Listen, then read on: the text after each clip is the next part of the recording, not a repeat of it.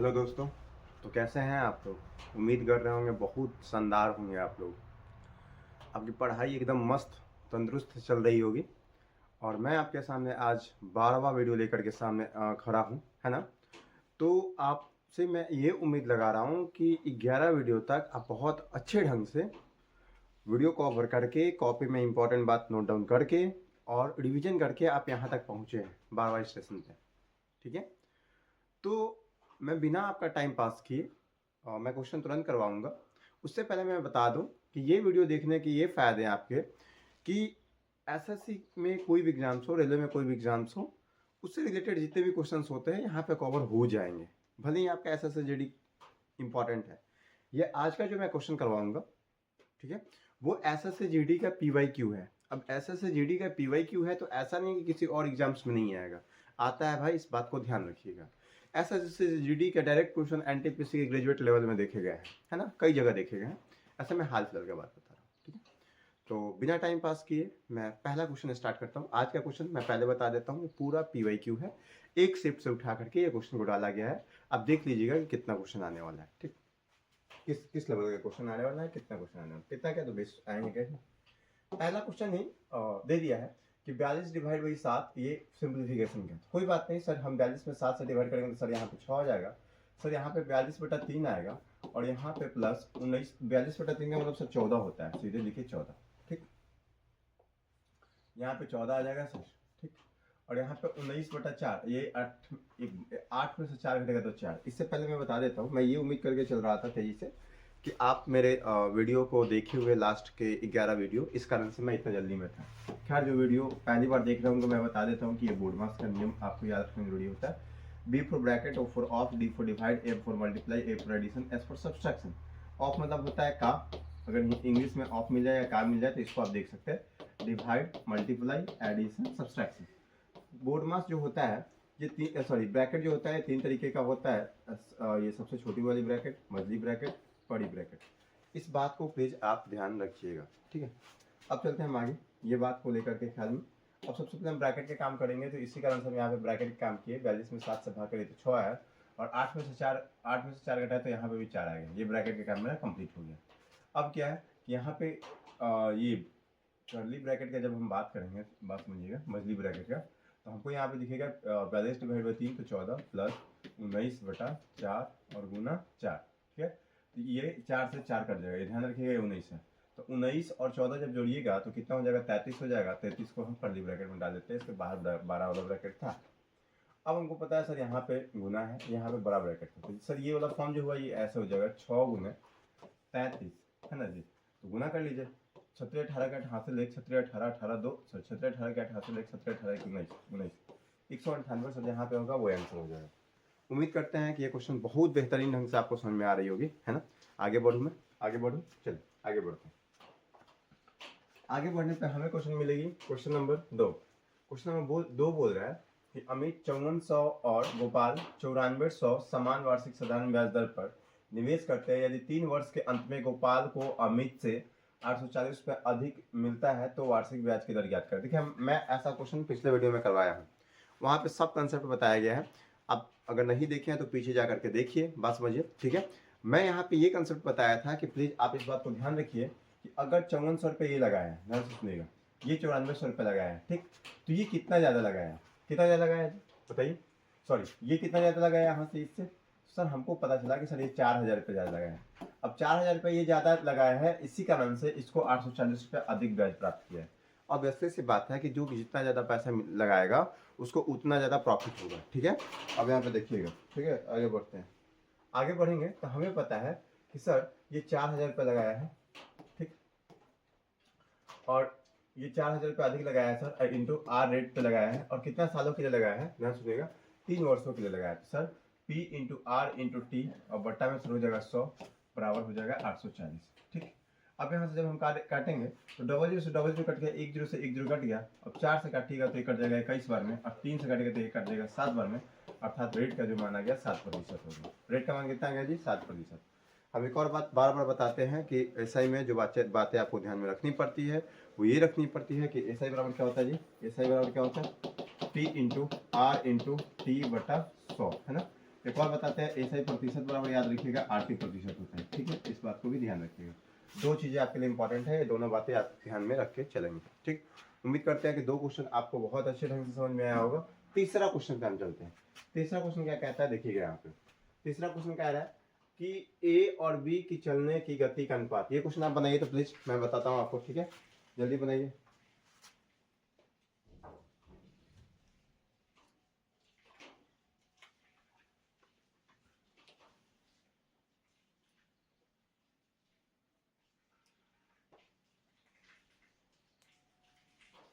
इतना टाइम तो एनफ है आपको बनाने के लिए, ठीक है।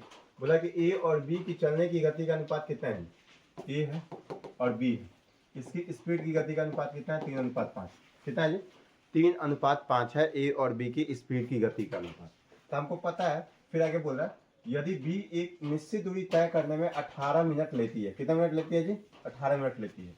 तो ए को वही दूरी तय करने में कितना समय लगेगा। कोई बात नहीं, हमको पता है कि सर यहाँ पे डिस्टेंस का कहीं जिक्र नहीं किया गया है, और जो चीज़ का जिक्र कहीं पे भी नहीं किया जाए, चाहे वो टाइम हो, चाहे स्पीड हो, चाहे डिस्टेंस हो, तो आपको मान लेना होता है कि वो उसका डिस्टेंस, उसका टाइम, उसका स्पीड सेम होगा, ठीक। तो यहाँ पे देखिएगा, यहाँ पे टाइम क्या हो जाएगा जी, 5 से 3 हो जाएगा, ठीक। तो टाइम क्या हो जाएगा, 5 से 3। अब क्यों होगा, क्योंकि हमने मान लिया कि डिस्टेंस क्या है, कॉन्स्टेंट है। जब डिस्टेंस कॉन्स्टेंट होता है, कॉन्स्टेंट का मतलब होता है जब डिस्टेंस दोनों के जैसा मान होता है, तो टाइम जो होता है उसका समानुपाती होता है स्पीड का। ये हम कह सकते हैं स्पीड जो होता है टाइम का उसका समानुपाती होता है, ठीक। अब हमको पता है कि सर बी जो है, बी जाने में कितना टाइम लगाता है जी, बी जाने में देखिए यहाँ पे बोला ए और बी की गति का अनुपात इतना है, यदि बी एक निश्चित दूरी तय करने में 18 मिनट लेता है, तो यानी कि 3 का वैल्यू 18 दे दिया था जी, ठीक है। तो आपसे पूछा था कि ए की दूरी तय करने में कितना समय लगेगा, तो ए कितना लगेगा, ये 3 से गुना किया था, सॉरी 3 6 18, यहाँ पे 6 से गुना किया था, तो यहाँ पे भी 6 से गुना करेगा तो 30 मिनट का समय लगेगा, ठीक। 30 मिनट ऑप्शन नंबर कहाँ पे है जी, 30 नंबर डॉग डी है। अगर आपसे पूछेगा कि ए जो है बी से कितना समय ज़्यादा लेता है, तो आप कितना बता सकते हैं, 12 मिनट ज़्यादा लेता है। ये बात को भी ध्यान रखिएगा, या तो पूछेगा ज़्यादा कहेगा या कहेगा कम कहेगा, कोई भी अंतर भी दे सकता है। Next question number 4। Question number 4 आपका ये कह रहा है कि केतन 151 कुर्सियां बेचता है और उसे 51 कुर्सियों के विक्रय मूल्य के बराबर लाभ होता है। देखिए हम बार बार बोलते हैं कि जब विक्रय मूल्य के बराबर लाभ हो, तो जितना कुर्सियां हो, जितना का लाभ हुआ उसको उसमें से घटा दीजिए। इस बात को ध्यान रखिएगा। यहाँ पे बस आपको देखना पड़ता है कि किस पे लाभ हुआ। तो 51 को यहाँ पे देखिए बोला है कि केतन 151 कुर्सियां बेचता है और उससे 51 कुर्सियों के विक्रय मूल्य के बराबर लाभ होता है, ठीक। तो 151 कुर्सियां बेचे थे, हम मान लेते हैं कि एक कुर्सी 1 रुपये में दिया था, तो 151 कुर्सियां बेचे थे, एक कुर्सी 1 रुपये में बेचे थे, तो 151 कुर्सी 151 रुपये में बेचेंगे। अब बोला है कि 51 का लाभ हुआ है, तो हम पैसा लगाए कितना है, जब हम 151 में बेचे हैं तो 51 का लाभ हुआ है, बस समझिएगा। तो हम पैसा लगाए कितना, 151 में से 51 घटा देंगे, अर्थात 100 रुपये लगाए थे। कितना रुपये लगाए थे, 100 रुपया लगाए थे, ठीक है। तो हम 100 रुपये लगाए थे, मेरा सीपी आ जाएगा 100 रुपये, ठीक। 100 रुपये आ गया सीपी, और कितना का प्रॉफिट हुआ था, 51 का, तो 51/100 अर्थात 51% का प्रॉफिट हो जाएगा। ये बात बहुत अच्छी ढंग से समझ में आ रही होगी, है ना। बड़ा सॉल्यूशन बनाने से बेहतर है कि इस तरीके के आप समझे बातों को, आपको समझ में आ जाएगी। मैं फिर से बता रहा हूँ, ऐसा क्वेश्चन जब भी आए तो कुछ मत करिए। देखिए कि 51 कुर्सियों के विक्रय मूल्य के बराबर लाभ जब भी बोल देगा, ठीक है, तो जितना बेचे हैं उसमें से घटा करके, ठीक है, इसमें से इसको घटा दीजिए, तो वो वाला नीचे आ जाता है, वो सीपी आ जाता है 100 और ये वाला ऊपर, ठीक। नेक्स्ट ये हो जाता है प्रॉफिट प्रतिशत। नेक्स्ट मान ज्ञात करिए। भाई इतना छोटा क्वेश्चन है कि देख करके गुस्सा आ रहा है। इतना छोटा क्वेश्चन कौन पूछता है भाई जीडी के एग्जाम्स में। चलिए इतना इजी क्वेश्चन। अब देखिए यहाँ पे 32/8 है, तो यहाँ पे 32/8 इसको तो बनाने का मन नहीं कर रहा, छोड़ दूं क्या आपके लिए, छोड़ दूं, बताइए। एक काम करते हैं, छोड़ देते हैं, हम आपके लिए छोड़ देते हैं। बहुत इजी क्वेश्चन है, बना करके इसका कमेंट बॉक्स में आंसर दे दीजिएगा, ठीक है। क्वेश्चन नंबर 5 है। क्वेश्चन नंबर 6 बोला है कि चेतन शहर ए से शहर बी की यात्रा करता है। यदि चेतन अपनी कार को अपने सामान्य गति की 3/4 गति से चलाता है, तो वह शहर बी 33 मिनट देर से पहुंचता है। वह समय मिनट में ज्ञात कीजिए जो चेतन को शहर ए से शहर बी की यात्रा करने में लगता है, यदि वह अपनी सामान्य गति से गाड़ी चलाता है। बात समझिएगा, ठीक। अब बोला है कि ए से बी तक यात्रा करने में लागत यदि अपनी सामान्य गति से करता है, क्या पूछा, ज्ञात करने के लिए। क्या ज्ञात करने के लिए, वह समय मिनटों में ज्ञात करिए। कोई बात नहीं, हमको पता है कि सर यहाँ पे टाइम का सॉरी डिस्टेंस का जिक्र नहीं है। कहीं पे भी डिस्टेंस का जिक्र किया है क्या? नहीं किया है भाई, इस बात को समझिए। जब कहीं पे डिस्टेंस का जिक्र नहीं किया है तो इस बात को समझिए आप कि हम कह सकते हैं कि सर ए और बी है, ठीक है ना, ए और बी के बीच ए से शहर बी यात्रा करता है। कोई बात नहीं, ए से शहर बी की ओर यात्रा करता है चेतन।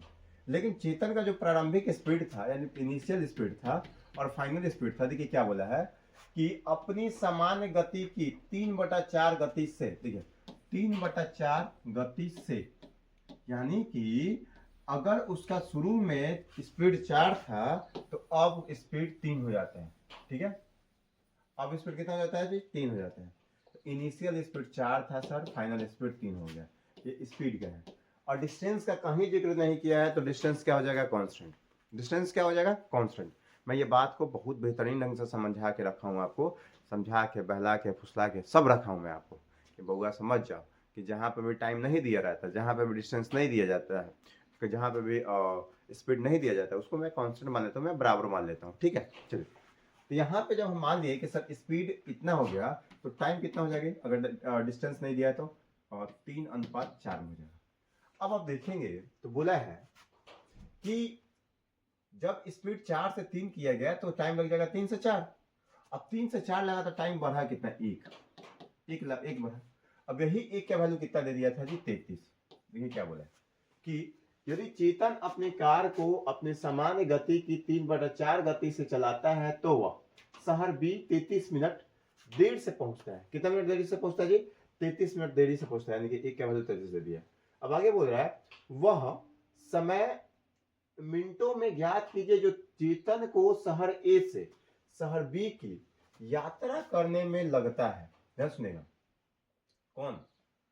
यहाँ पे प्लीज अच्छा से पढ़िए। तो वह शहर बी 33 मिनट देर से पहुंचता है, वह शहर मिनटों में ज्ञात करिए जो चेतन को शहर ए से शहर बी की यात्रा करने में लगता है। देखिए जी, अब ये कौन सा वैल्यू पूछ रहा है आप बताइए?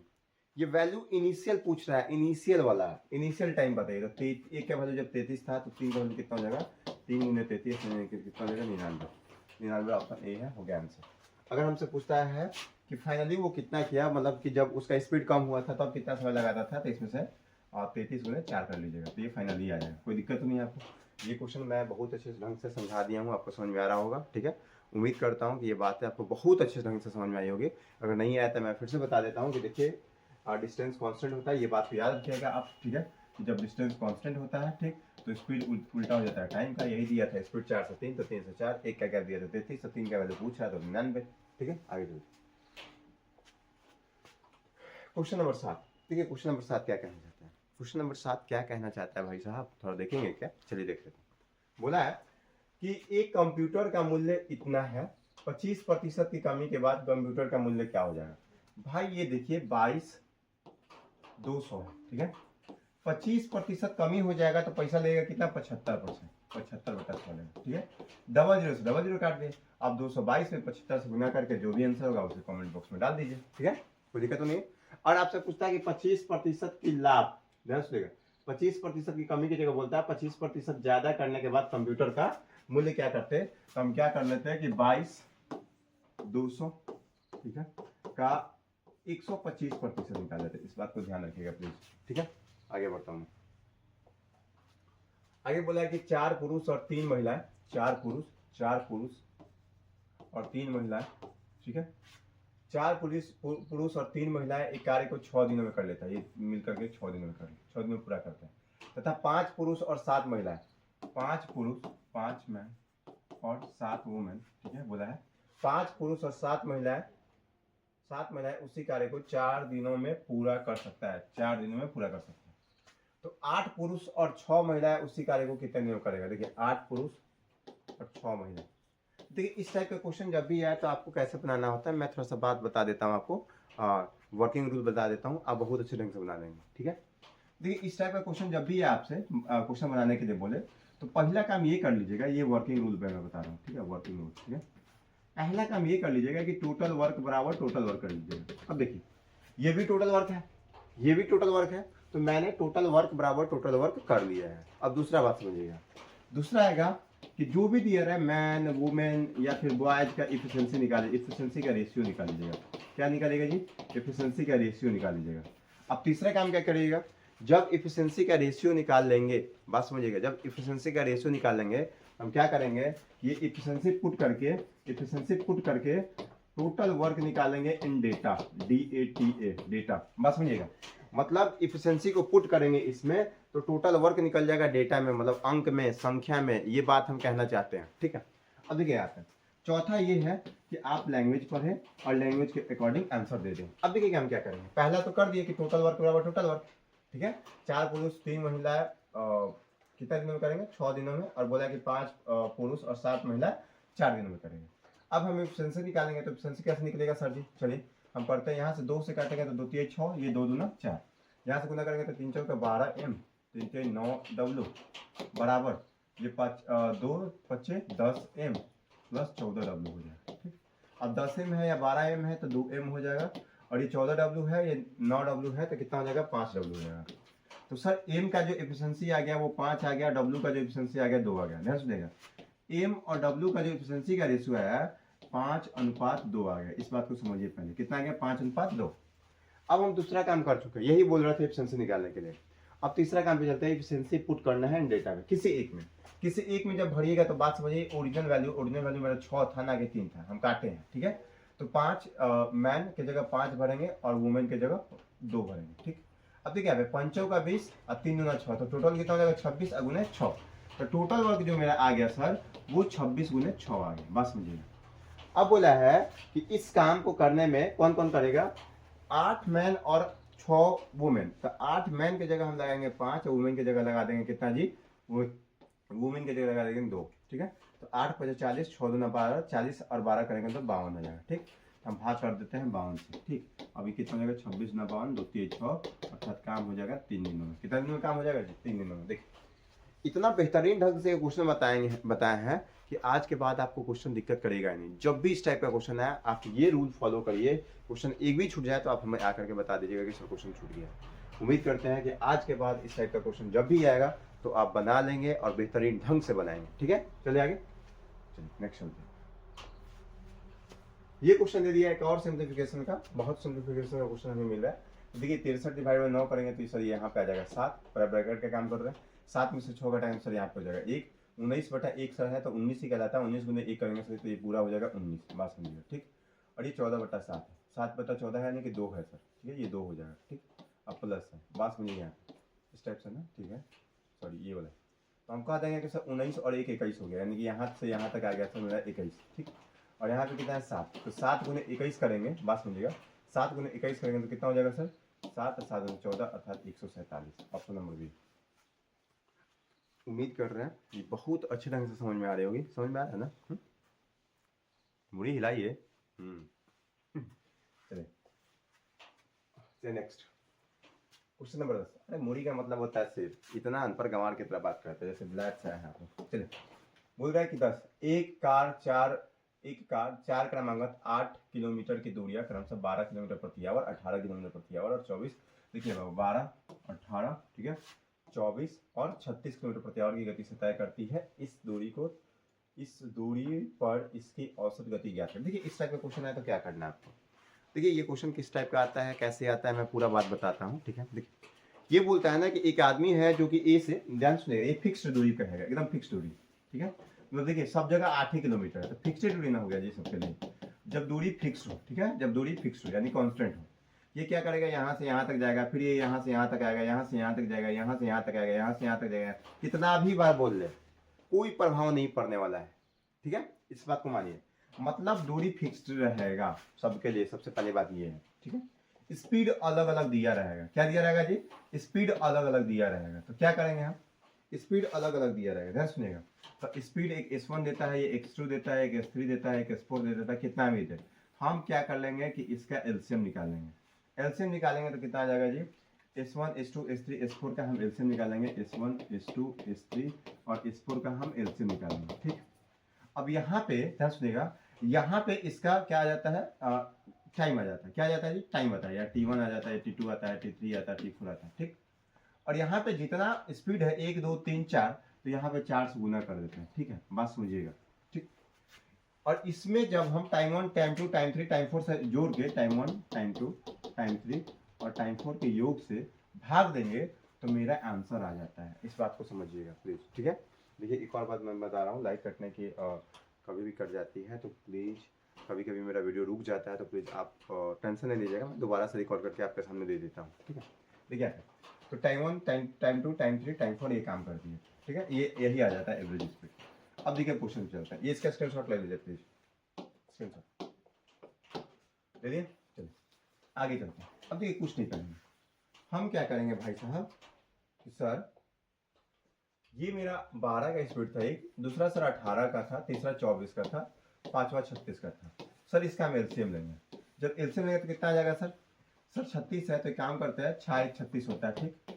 सर यहाँ पे 24 है तो 6 का 24 होता है, 2 इसमें छिपाया सर। देखिए यहाँ पे सर 36 होता है ना, तो सर बढ़ते 36। अच्छा एक और बात, यहाँ पे सीधे बढ़ते 36 का नहीं लिखना ताकि बेहतर होगा, ठीक। यहाँ पे बढ़ते 36 लिख देते हैं। यहाँ पे कितना करते हैं, 12 दूना 24 कर देते हैं, ठीक है। अब यहाँ पे 18 है सर, तो 3 दूना 6 और 36 के 18 से सम्मिलित है, 12 से सम्मिलित है, तो बढ़ते 36 36 में 72, टोटल कितना हो जाएगा 72। अब बात समझिएगा, यहाँ पे ये 72 को जब 12 से भाग करेंगे तो 6 आ जाएगा, 72 को जब 18 से भाग करेंगे तो 4 आ जाएगा, यहाँ पे 3 आ जाएगा, यहाँ पे 2 आ जाएगा, ठीक। ये आता है टाइम 1 टाइम 2 टाइम 3 टाइम 4। इससे मतलब नहीं होता है आपको, आपको मतलब होता है एवरेज स्पीड से। कितना से? तो कितना स्पीड दिया था, 1 2 3 4, क्यों? क्योंकि 4 बार आया होगा, ठीक है, 1 2 3 4, इसलिए हम 4 से गुना कर दें, बस मुझे। तो टोटल डिस्टेंस हो गया 72 गुने 4 डिवाइड बाई। अब देखिएगा 6 4 10 3 13 13 2 15, तो 15 से हम भाग कर देते हैं, ठीक है। हम क्या करेंगे जी, 15 से भाग करेंगे तो मेरा आंसर कितना आ जाएगा जी, चलिए 7 2 9 5 1 6 3 से काटते हैं तो 3 5 15, 3 से काटेंगे तो 24 3 72, 24 का 96, 96 बटा 5 को हम कह सकते हैं 6 2 12 9 6 2 12 9 9 18 19 19.2, कितना 19.2। ये बात को हम बता चुके हैं कि कैसे ये करते हैं, ये पिछले वीडियो में कैलकुलेशन सिखाए थे। मैं बार बार एक ही बात को नहीं समझाऊंगा, टाइम पास नहीं करूंगा, बात समझिएगा। पिछला वीडियो जा करके देखेंगे तो ये सब चीज़ क्लियर हो गई होगी, ठीक है ना। रिवीजन करते रहिएगा जो भी कैलकुलेशन ट्रिक हम बताएं आपको। नेक्स्ट क्वेश्चन नंबर अब आपके सामने आ जाते हैं 11 नंबर। बोल रहे हैं 11 नंबर, 10 नंबर तक समझ में आ रहा है आपको? आ रहा है। चलिए क्वेश्चन नंबर 11, एक कक्षा के 39 विद्यार्थियों की, लीजिए लाइट तो कट गई, ठीक है। जैसे ही लाइट आएगी मैं आपके सामने वीडियो रिकॉर्ड करूंगा, ठीक, फिर मैं बता दूंगा कि क्या होगा नहीं होगा, ठीक। तब तक अभी के लिए इतना ही रखते हैं, मैं वापस जा करके वीडियो खा दूंगा।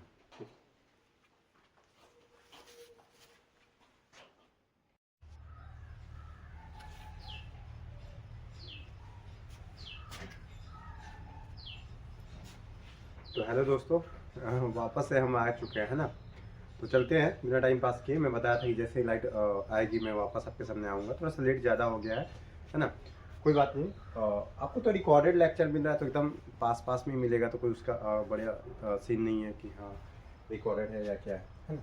चलिए यहाँ पे चलते हैं। देखिए बोला कि एक कक्षा में 39 विद्यार्थियों की औसत आयु 39 वर्ष है। देखिए 39 विद्यार्थी है जिसकी औसत आयु 39 साल है ना। आगे बोल रहा है यदि शिक्षक की आयु भी शामिल की जाए तो पूरे समूह की बोल रहा है यदि शिक्षक की आयु भी शामिल की जाए तो पूरे समूह की औसत आयु 40 वर्ष हो जाती है, ठीक।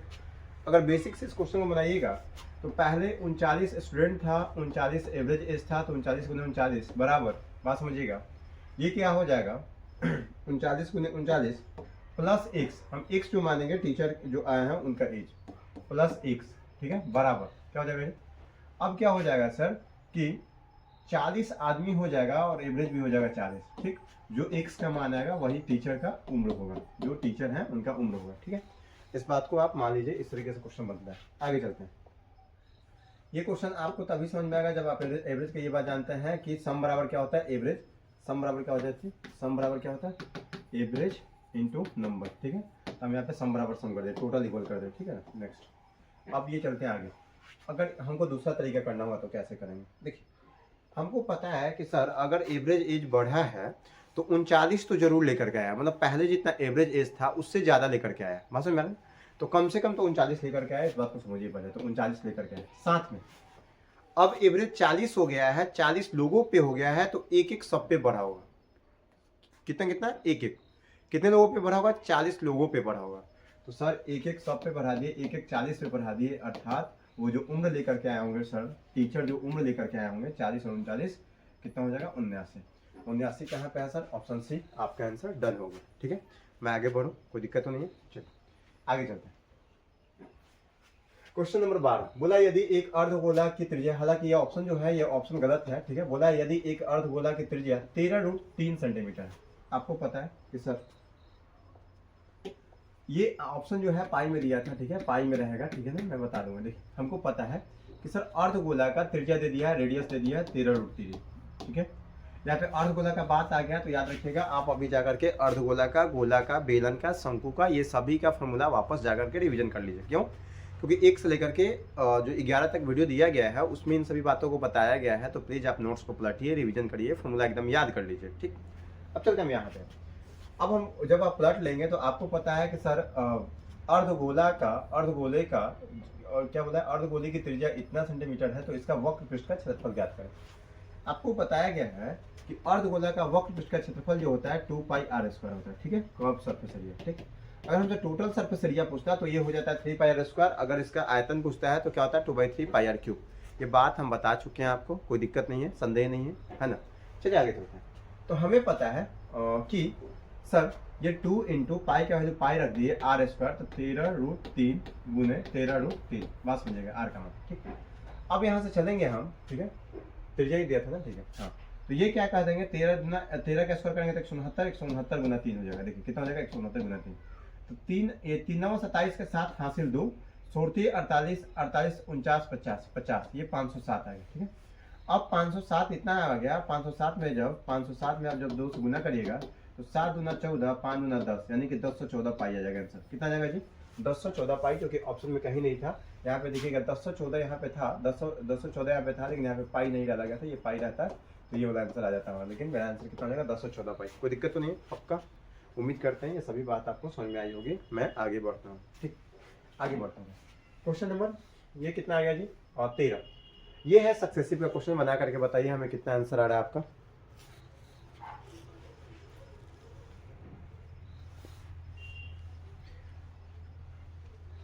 उम्मीद करते हैं कि क्वेश्चन आप अभी तक ट्राई कर चुके होंगे, है ना। तो बोल रहा है कि 3 क्रमांकित महीनों में ईंधन के मूल्य में 40%, 50% और 15% की कमी होती है, लेकिन चौथे महीने में 40% की वृद्धि हो जाती है। बस समझिएगा, तो 40% की पहले कमी किया गया है, अर्थात 2/5। ठीक है, उसके बाद बोला है कि 50% की कमी, अर्थात ये क्या हो जाएगा? 1/2 माइनस में। ठीक, उसके बाद 15% की कमी बोला है, अर्थात 3/20। ठीक है, उसके बाद बोला है कि 40% का वृद्धि, 40% का वृद्धि। ठीक है, तो ये कितना हो जाएगा? 2/5। बात समझिएगा, ये जैसे बोले बस पहले आप रेशियो में इसको तोड़ दीजिए। उसके बाद क्या होगा? यहाँ पे हमको पता है कि इनिशियल वैल्यू है, इधर है फाइनल वैल्यू। ठीक, इनिशियल वैल्यू क्या हो जाएगा? 5 था, इसमें से 5 में से 2 घटा देंगे तो हो जाएगा फाइनल 3। यहाँ पे 2 था, 1 घटा देंगे तो 1। यहाँ पे 20 था, अब 3 घटा दीजिएगा तो आ जाएगा 17। ठीक है, यहाँ पे 5 था, अब 2 बढ़ जाएगा तो आ जाएगा 7। देखिएगा यहाँ पे ये हमारा इनिशियल वैल्यू है, ये इधर फाइनल वैल्यू है, कहीं से कोई कटने नहीं जा रहा है, इसलिए हम क्या करेंगे? अब गुना कर देंगे। 5 गुना 10 20 25 100, यानी कि 1000 सर जी यहाँ पे आ जाएगा। ठीक है, और यहाँ पे करेंगे 17 17 19 से 119 में जब हम 3 से गुना करेंगे तो 19 57, 3 एकम 3, यानी कि 357 यहाँ पे आ जाएगा। ठीक, अर्थात मेरा जो इसका डिफरेंस आ जा रहा है ये कितना आ जा रहा है सर? ये 43 इधर हो गया और 6 इधर हो गया। ठीक है, 6 नहीं, ठीक है, 3 1 4 6, 643 का गैप आ जा रहा है। हम छूट कितना का दिए? पहले मेरा 643 था, बात समझिएगा। ठीक है, 643 था। ठीक, और अब कितना आ गया जी? 1000 पे हम छूट दे रहे हैं। ठीक, अब गुना कितना हो जाएगा? 100, 00 से 00 ये करिएगा तो यहाँ पे 64.3% का कमी कर दे रहे हैं। कितना की कमी कर रहे हैं? 64.3% की कमी कर रहे हैं। एक और बात ध्यान रखिएगा, कभी भी इस टाइप का क्वेश्चन है तो पहले इसी टाइप में करिए, फिर जितना बढ़ने के लिए बोले बढ़ाए, जिसको घटाने के लिए बोले घटाए। इनिशियल को एक साथ कर दीजिए, फाइनल को एक साथ कर दीजिए, आप देख लीजिए इंक्रीज हुआ या डिक्रीज हुआ। एकदम ऐसा ही क्वेश्चन आता है, इस बात को मान लीजिए। सेम इसी टाइप का डिट्टो क्वेश्चन आता है। ठीक, आगे चलते हैं। समझ में आ रहा है ना? अगर समझ में आ रहा है तो वीडियो को शेयर करवाइए भाई, लोगों से लाइक करवाइए, कमेंट करवाइए कि प्रिंस सर अच्छे पढ़ाते हैं। आप लिखिए जा करके। आपका अगर मेरा साथ रहा, आपका साथ अगर मेरे साथ रहा और मेरा साथ अगर आपके साथ रहा तो हम दोनों मिलकर के दोनों भाई एकदम दबंगई करेंगे। किसके फील्ड में? ऐसा से जीडी के फील्ड में। चलिए किसी भी एग्जाम के फील्ड में चलिए, जीडी का बेस पे जीडी बोलते। देखिए आपने बोला यदि 3x² 4xy का तृतीय अनुपात। अब हमें पता है कि तृतीय अनुपात कैसे निकलता है सर, तृतीय अनुपात निकलता है b² a, ठीक है। मध्य अनुपात कैसे निकलता है, √ab, ये बात हम बता चुके हैं, ठीक। उसके बाद हम क्या बता चुके हैं पिछले वीडियो में कि चतुर्थ अनुपात कैसे निकलते हैं, बताइए, bc/a, ठीक है। तो यहाँ पे बात समझिएगा, हमारा बोला है कि 3x², ये दिया है, ये a का मान दे दिया है, हमको पता है सर तृतीय अनुपात जो निकलता है, तृतीय अनुपात ये क्या हो जाता है, b² होता है। b का मान कितना दिया, 4xy का होल स्क्वायर करेंगे बटा a का मान कितना दे दिया, ये b है, ये a का मान दे दिया 3x², ठीक है ना। इसको करेंगे तो कितना हो जाएगा जी, स्क्वायर करेंगे तो 16x, ठीक है, 16x² y² बटा 3x² बराबर कितना हो जाएगा जी, दे दिया था 48, ठीक है, 48। यहाँ से 48 कट जाएगा, x² से x² कट जाएगा तो y² का मान 9 आ गया, तो y का मान कितना आ जाएगा 3, y का मान कितना आ जाएगा 3, ऑप्शन नंबर 3 3 आ गया। इस बात को समझिए। एक और बात, ये दिन में हम लेक्चर रिकॉर्ड कर रहे हैं, आपको पता है कि रिकॉर्ड कर रहे थे तो लाइट कट गया, तो बहुत समय के बाद मैं फिर से वापस रिकॉर्ड करने आया हूँ, है ना। तो इस बात को ध्यान रखिएगा, और इसी कारण से आज वीडियो आपको लेट से मिल रहा है, ठीक है ना। तो थोड़ा सा साउंड बैकग्राउंड का आ सकता है, बच्चों का आवाज़ और बाहर का साउंड कुछ भी आ सकता है, तो प्लीज़ आप इसको आज मैनेज करिएगा, ठीक है, क्योंकि मैं एडिट नहीं करता हूँ, सीधे अपलोड कर देता हूँ वीडियो को, ठीक। चलिए एडिट क्या करना है, हाँ चलिए नेक्स्ट बोल रहे हैं क्वेश्चन नंबर 15, जब 3 वर्षों के लिए चक्रवृद्धि ब्याज और साधारण ब्याज का अंतर 4% वार्षिक ब्याज दर पर 228 है तो मूलधन ज्ञात करें। देखिए कैसे होता है, हमें क्या बोला 4% रेट है, बस मुझे रेट को हम सीधे पकड़ते हैं तो हम कर दे सर 4%, तो 4% लिख दे, 4% लिखिएगा तो ये 1/25 हो जाता है, ठीक। अब क्या बोला है, कितने वर्षों के लिए बोला है, तो 3 वर्षों के लिए, ये बेसिक सा तरीका बताया, 3 वर्षों के लिए बोला है तो क्या हो जाएगा यहाँ पे 625 हो जाएगा, ठीक। ये प्रिंसिपल आ गया, बात समझिएगा। 3 वर्ष है इसलिए हम 3 पावर कर दिए तो ये जो आता है ये आ जाता है प्रिंसिपल। अब यहाँ से 3 वर्ष बोला है तो 3 यहाँ पे खींच दीजिए, ठीक है। ये पहले वर्ष का था, थोड़ा सा लंबा खींचा गया, इसलिए हम छोटा कर देते हैं, ठीक है। अब ये क्या है, ये पहले वर्ष का है, 625 का जब आप कितना परसेंट 4% निकालेगा, अर्थात 1/25 करिएगा, ठीक है, तो यहाँ पे आ जाएगा 25, है यहाँ पे 25 आ जाएगा, ठीक, सॉरी 225 आएगा ना, 25 का स्क्वायर, 1 मिनट, 25 का क्यूब करना है जी, 25 का क्यूब करना है तो ज़्यादा आपको कैलकुलेटिव हो जाएगा, ध्यान सुनिएगा। अब ऐसा नहीं है 25 का क्यूब हमको याद नहीं है, ध्यान सुनिएगा। आप एक और तरीका याद यूज कर सकते हैं, कौन सा तरीका यूज कर सकते हैं, देखिए हम बताया था कि 2 साल का और 2 साल का CI और SA का डिफरेंस क्या होता है, तो हम आपको बताया था P × R/100 का होल स्क्वायर। लेकिन वही बताया था कि 3 साल का जब CI SA का डिफरेंस आप निकालते हैं, ठीक है, तो क्या होता है P × R/100 का होल स्क्वायर इंटू 300 + R/100, बस मुझे। तो हम यहाँ से क्या कर लेंगे, ये 228 दिया था, क्या बोला, ब्याज दर पर 228 रुपये, क्या बोला, साधारण, यहाँ पे देखिए चक्रवृद्धि ब्याज और साधारण ब्याज का अंतर, तो यहाँ का वैल्यू 228 दे दिया था, ठीक है।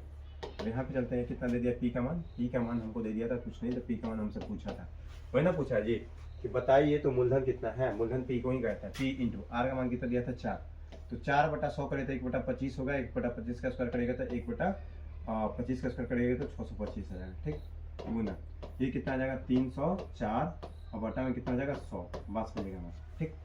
अब यहाँ से हम काटते हैं, जब हम काटेंगे तो 4 से काटेगा तो 4 से काटेगा तो यहाँ पे कितना में आएगा, 4 से काटेगा, यहाँ पे भी 4 से काट दीजिए तो 4×5 = 20, ठीक है, ये 4×5 = 20 हुआ, फिर 4×7 हो गया, ठीक है, यहाँ पे 4 से काटेगा तो कितना में आ जाएगा 4×7 = 28, ठीक है, 2 4 4 6 24 76 19 3 57 19 चौक 76, ये 4 आ गया, ठीक है।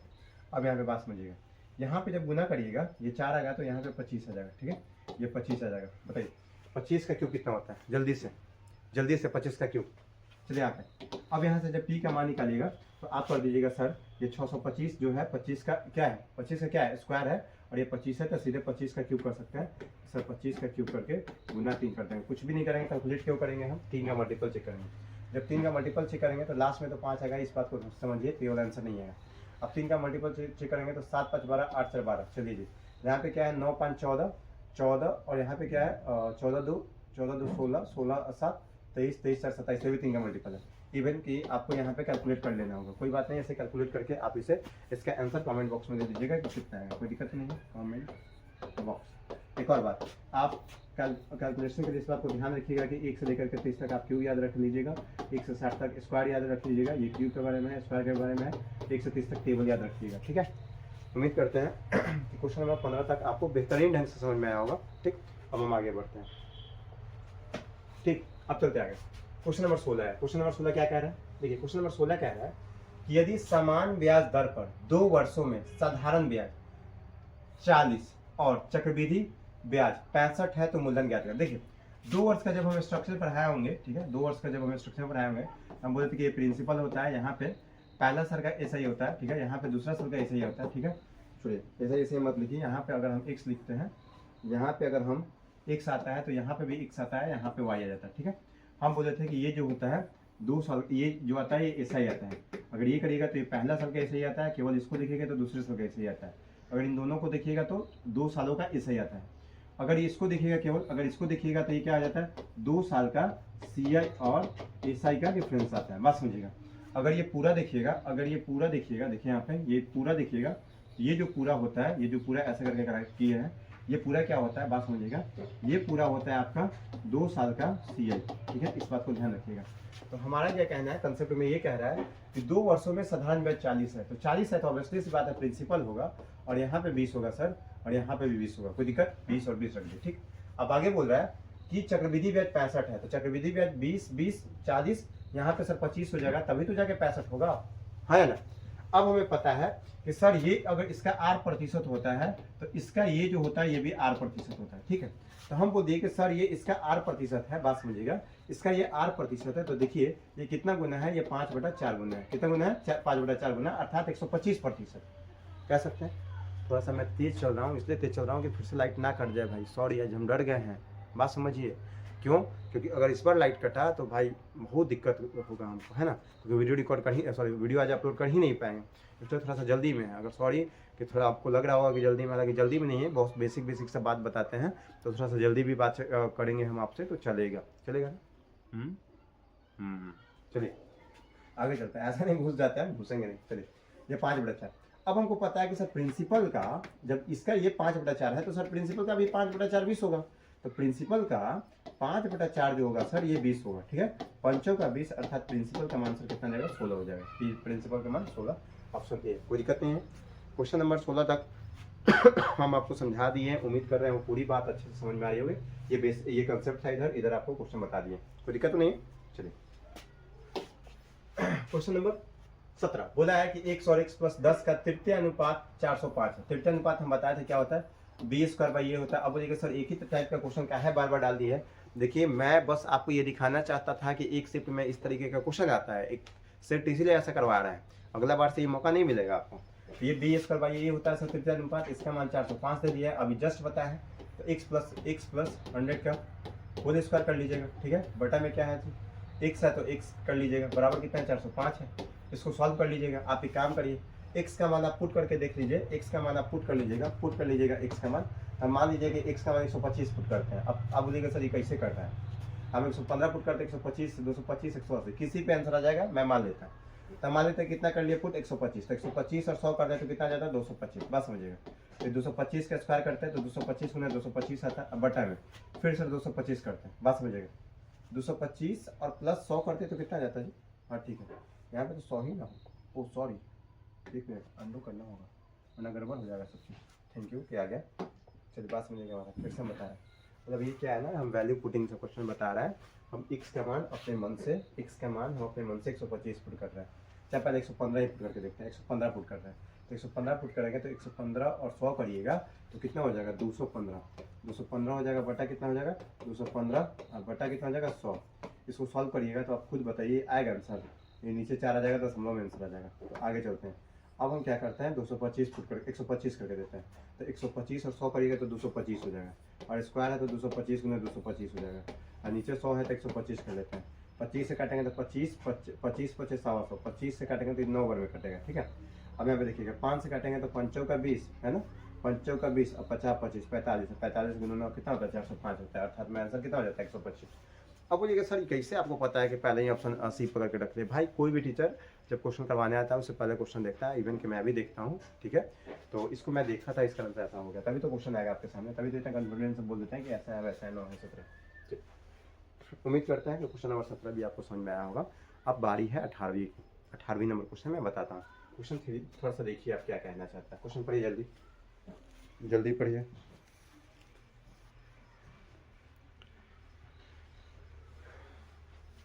क्वेश्चन नंबर 18 ये कह रहा है आपका कि एक खुदरा विक्रेता 22,400 रुपये में 12 जोड़ी जूते खरीदता है, उसका अतिरिक्त व्यय 1,600 रुपये है। यदि वह 12 जोड़ी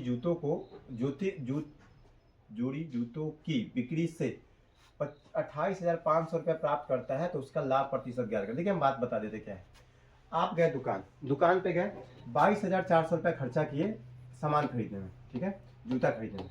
अब क्या कर दिए, 1,600 रुपये और खर्चा कर दिए, क्या करने में उसको, उसका अतिरिक्त व्यय, मतलब कि मान लेते हैं कि 1,600 रुपया और खर्चा कर दिए, क्या लाद करके लाने में सामान, मतलब कि आपका क्या हो जाएगा, कॉस्ट गिर जाएगा। आप मान लीजिए अपने मार्केट से सामान खरीदे और लेकर के आ रहा है, तो लेने और आने में खरीद के लाने में भाड़ा लगता है। वो भाड़ा का जो दाम आ गया तो मान लीजिए कि 1,600।